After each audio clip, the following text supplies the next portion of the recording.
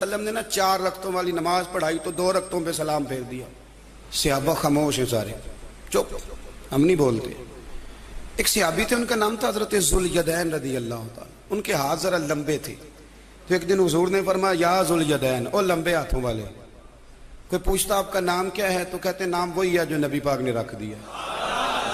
2 हाथों वाले नाम पड़ गया।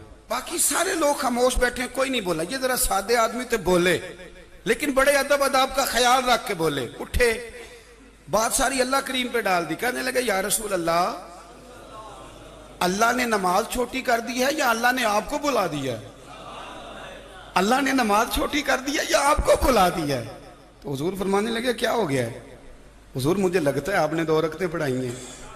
नबी पाक ने फरमाया क्यों भी अबू बकर, कितनी पढ़ाई हैं? अर्ज की हुजूर मुझे कोई नहीं पता,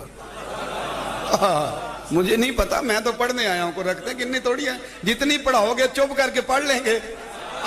झगड़े हैं नबी के बाद, नबी तक हम सारे एक हैं।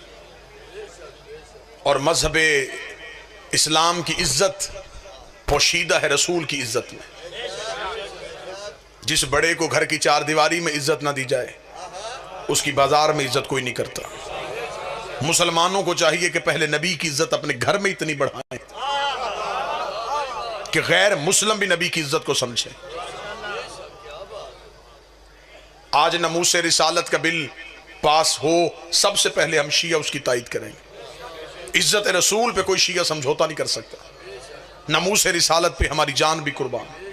लेकिन हमें पहले यह तय करना पड़ेगा कि गुस्ताख रसूल है कौन कौन।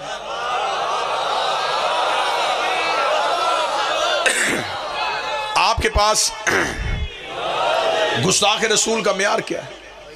शिया मजहब से पूछो तो मैं मिंबर से पढ़ता हूं।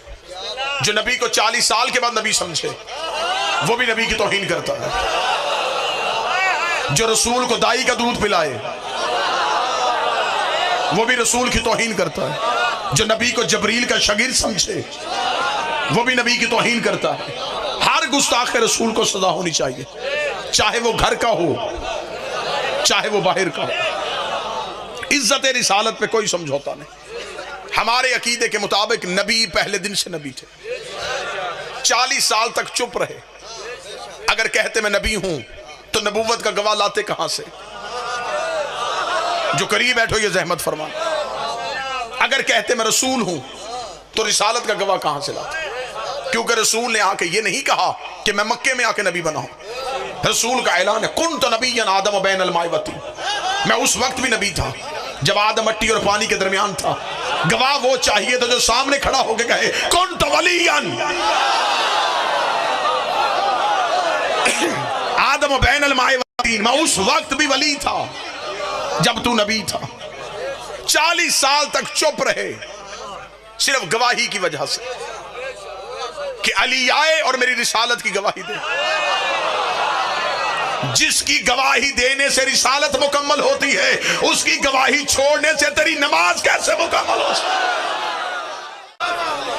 रसूल ने कहा कि अली आए और मेरी गवाही दे। 40 साल अपने किरदार से मनवाया कि इस्लाम क्या है। चले जो इस मौसम में जुबान हलाए वो मुझ पे एहसान करेगा। मैं जुमला बदलता हूं। 40 साल कुरान बन के दिखाया, फिर कुरान पढ़ के सुनाया। 40 साल तक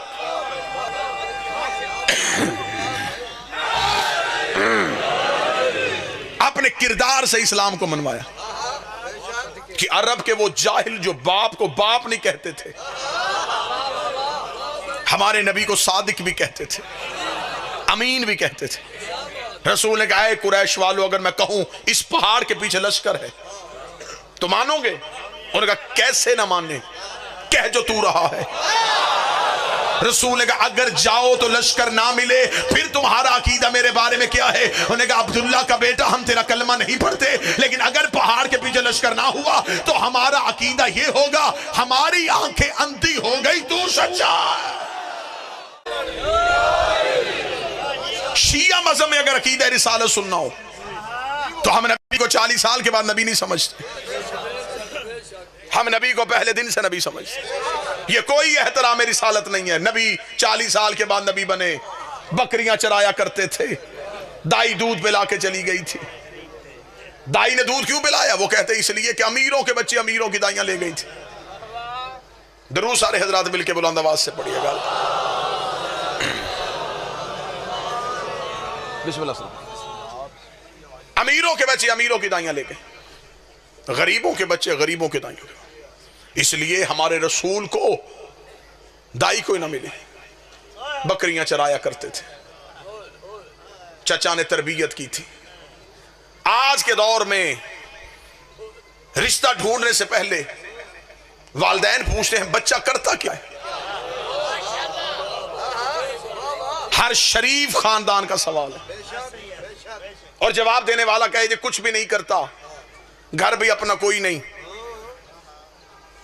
डेरा भी कोई नहीं, एक चाचा है उसके घर में रहता है, तो क्या शरीफ खानदान उस बच्चे को रिश्ता दे देगा? अब मुझे नहीं पता कहां कहां से मजमा आया है, मैं सतर कह के चेहरों से अंदाजा करूंगा कि कहां कहां बात समझ गई और कहां कहां अभी तक सोच में गुम है कि ये क्या कहा गया है। मुझे मिंबर हुसैन की इज्जत की कसम है, अगर तुमने तारीख में यही लिख दिया था कि नबी बकरियां चराया करते थे और नबी को दाई लेके चली गई थी और नबी गरीब थे, नबी के घर न सोना और चांदी थी, नबी को चचा ने पाला था, अगर तेरे नबी की यही हालत तूने किताबों में लिखी है तो मुझे बताइए अरब के बड़े बड़े सरदार घर आके बेटियों के रिश्ते क्यों देते रहे?